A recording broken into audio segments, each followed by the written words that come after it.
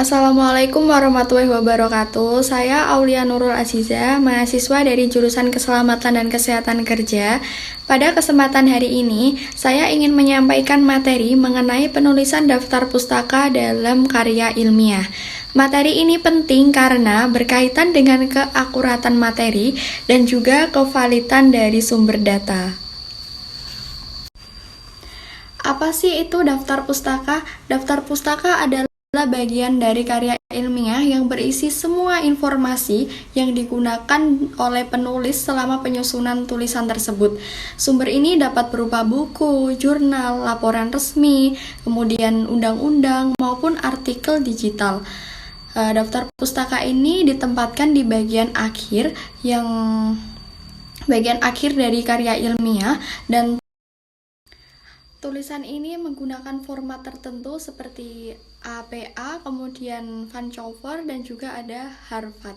Ini ada fungsi dari daftar pustaka. Daftar pustaka sendiri ini memiliki beberapa fungsi. Yang pertama ini membantu kita untuk terhindar dari plagiarisme, ya. Yang kedua, menunjukkan bahwa tulisan yang kita buat, yang kita dukung ini memiliki sumber yang kredibel. Yang ketiga, memudahkan pembaca untuk mencari informasi atau menelusuri sumber yang asli. Kemudian yang terakhir ini memperkuat argumen ilmiah dan yang kita sampaikan. Jadi yang terakhir ini memperkuat argumen karya ilmiah yang kita buat atau yang kita sampaikan. Dan berikut ini ada sumber dari daftar pustaka. Nah, yang pertama ini adalah buku akademis, yaitu buku yang ditulis oleh para ahli, ya, dan diterbitkan resmi dan juga digunakan sebagai rujukan teori dasar.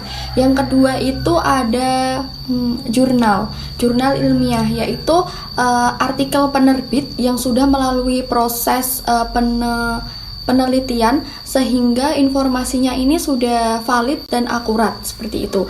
Kemudian yang ketiga ini ada artikel konferensi, yaitu hasil penelitian atau pemaparan ilmiah yang disampaikan dalam seminar atau konferensi tertentu.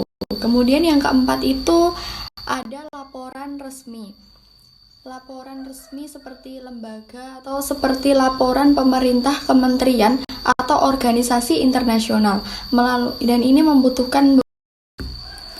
Dan yang kelima ini itu ada undang-undang atau peraturan, terutama jika kita membuat karya ilmiah, tetapi kita membutuhkan dasar hukum sebagai regulasi untuk referensi pendukung. Yang terakhir ini ada sumber digital yang sudah kredibel, yaitu seperti kayak website atau platform yang sudah dipublikasikan secara resmi.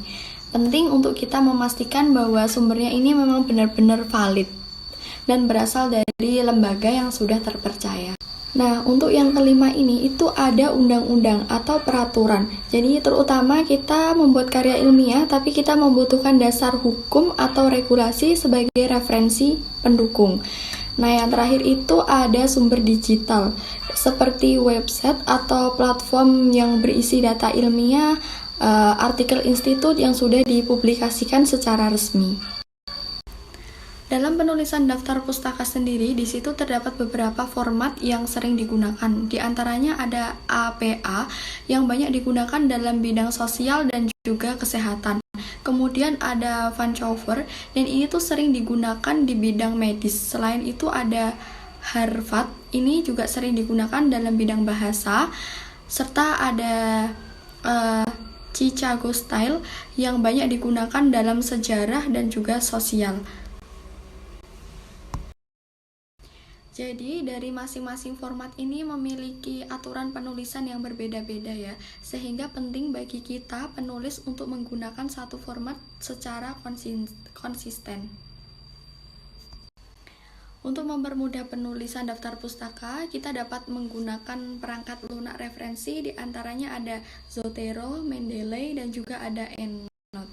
Perangkat ini membantu kita untuk menyimpan semua sumber referensi secara otomatis dan juga dapat menghasilkan citasi dan daftar pustaka. Selain itu juga untuk minimalkan resiko plagiarisme maupun kesalahan dalam penulisan. Selain itu, penggunaan aplikasi ini juga dapat meningkatkan esensi dan karena penulis itu tidak perlu menulis daftar pustaka secara manual. Nah, berikut ini ada masalah umum dari K3 dalam bidang keselamatan dan kesehatan kerja. Jadi, masalah yang sering muncul itu dalam penulisan daftar pustaka itu kurangnya referensi lokal yang sesuai dengan regulasi Indonesia. Sehingga rujukan yang digunakan ini sering tidak mendukung analisis resiko secara tepat. Selain itu, sumber yang digunakan itu hanya itu saja gitu. Jadi hanya diulang-ulang saja dan tidak ada variasi. Jadi tetap. Dan masih banyak lagi yang ditemukan kesalahan dalam mengutip standar maupun peraturan. Seperti penulisan nomor dan tahun peraturan, setelah itu yang tidak akurat biasanya. Nah, contohnya ini dari K3, memakai artikel untuk menjelaskan dari bahaya bahan kimia. Padahal seharusnya itu kan menggunakan SDS, Safety Data Sheet, atau standar K3 resmi. Nah, pengulangan sumber itu juga sering terjadi, seperti hanya mengandalkan satu buku saja untuk menjelaskan beberapa bagian analisis dari informasi tersebut. Jadi kan yang didapat itu informasinya kurang lengkap dan kurang jelas. Padahal di situ ada beberapa informasi yang bisa kita gunakan. Terakhir itu ada kesalahan dalam mengutip standar atau peraturan yang sering ditemukan. Misalnya nih, salah satu penulis itu nomor atau tahun, kemudian peraturan seperti menulis, contohnya saja seperti menulis Permenaker nomor 7 tahun 2019. Padahal yang benar itu Permenaker nomor 7 tahun 2021. Nah, kalau yang dari rekam medis dan informasi kesehatan itu sumbernya tidak terpercaya dan juga format penulisan itu biasanya tidak konsisten. Selain itu, keterbatasan akses jurnal dan kesalahan penulis bibliografi dan juga plagiarisme dan juga kutipannya itu tidak sesuai yang diambil. Jadi kurang akurat seperti itu. Jadi kesimpulannya, daftar pustaka adalah komponen yang wajib dalam karya ilmiah dan juga sumbernya harus kredibel, formatnya juga harus konsisten. Perangkat lunak ini juga sangat membantu untuk penulisan yang rapi dan juga akurat. Jadi tidak boleh sembarangan.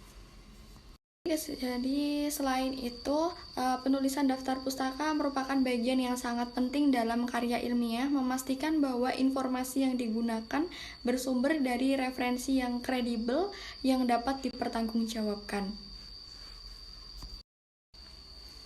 Demikian pemaparan materi mengenai penulisan daftar pustaka dalam karya ilmiah.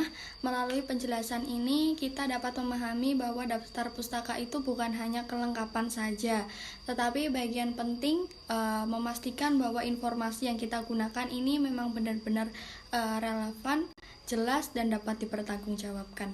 Terima kasih, sekian presentasi dari saya, kurang lebihnya mohon maaf. Wassalamualaikum warahmatullahi wabarakatuh.